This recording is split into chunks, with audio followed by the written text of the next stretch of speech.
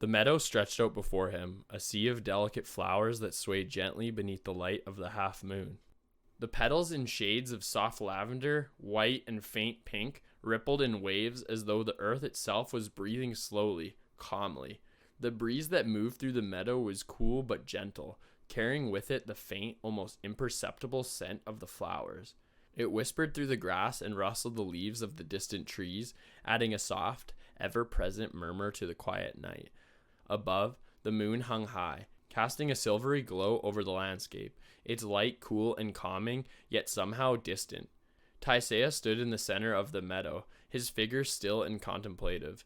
The moonlight silhouetted his form, casting a faint glow around him, making him seem almost ethereal.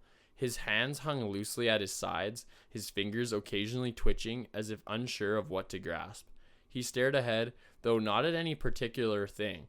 His eyes seemed distant, caught somewhere between the present and the past.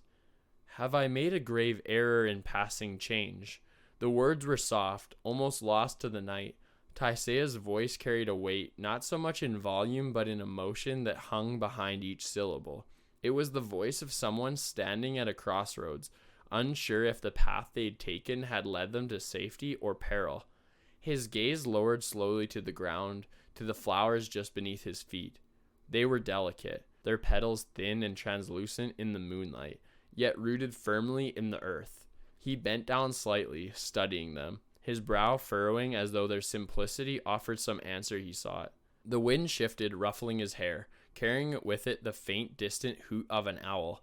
Taisea didn't move, allowing the breeze to tug at him, as though nature itself was listening, answering him in its own quiet way. Or will this omen come to pass? He straightened slowly, his eyes lifting to the moon once more. The night seemed to hold its breath in response, as if waiting alongside him, as if the very air around him knew something he didn't. His voice, though tinged with uncertainty, was steadier now, yet the silence that followed seemed even more profound, echoing the question in his mind.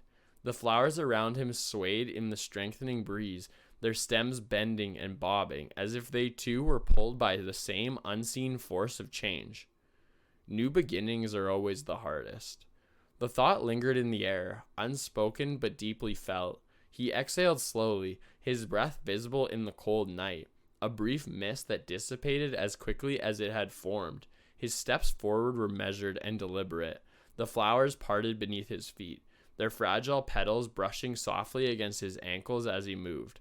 There was a care in his stride, not so much in where he was going, but in how he got there. Each step was like a question, a test, a small acknowledgement that he was venturing into the unknown. Yet, with each passage, we step. His words, though filled with quiet determination, carried an undercurrent of melancholy, as though he could already feel the weight of what was being left behind. He paused for a moment, glancing back over his shoulder, his expression softened, a quiet farewell forming in his eyes, though his lips did not move. What had been there, what he had known and held on to, he was leaving it now, and it no longer served him. There was no bitterness in the goodbye, only a sad acceptance. The wind seemed to sense the shift in him, growing stronger, more insistent. It whistled softly through the grass, bending the taller stalks until they formed faint, swirling patterns in the meadow. Taisea closed his eyes against the sensation, letting the wind move around him, letting the night fold over him like a cloak. His thoughts were his own, in that moment, deep and introspective, though there was a sense that the world around him was listening, waiting for him to speak again. We cannot know where the road will lead to. The words, soft and low, seemed to resonate with the pulse of the night. The half-moon's light brightened, casting elongated shadows across the meadow, as if the earth was responding to his voice. Taisea's eyes opened slowly, his gaze calm, resolute. There was something ancient in the way he looked at the world around him, something that spoke of understanding and acceptance. His uncertainty had not fully left him, but it had shifted, moved by a greater force than doubt.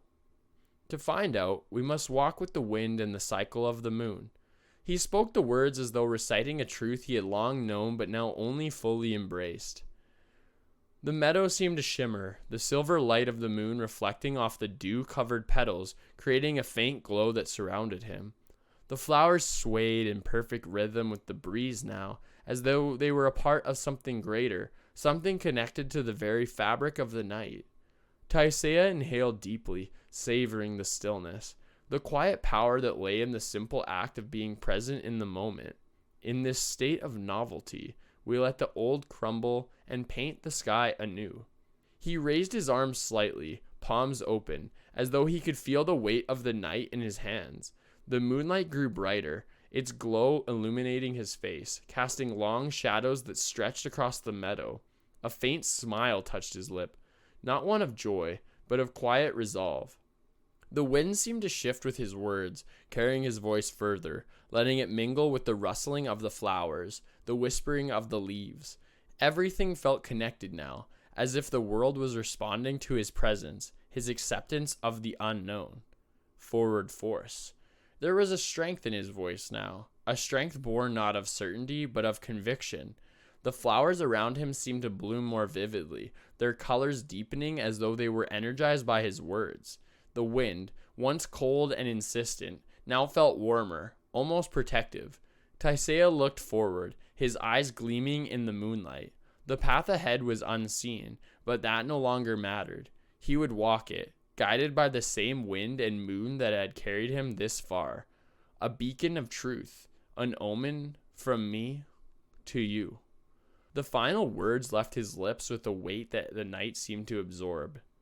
The half moon, hanging high above, glowed more brightly in response, casting a pale but radiant light over the meadow. The flowers, the grass, and even the distant trees seemed to shimmer beneath his gaze, as though the world itself was sealing Taisea's words into the fabric of the night. The air was still once more, save for the faintest rustling of the leaves far off, and the quiet hum of the flowers brushing against each other in the gentle breeze. Taisea stood in the center of it all, a lone figure beneath the vastness of the sky, his hands lowered to his sides once more. Though they were no longer twitched with uncertainty, his gaze remained forward, his expression calm, assured.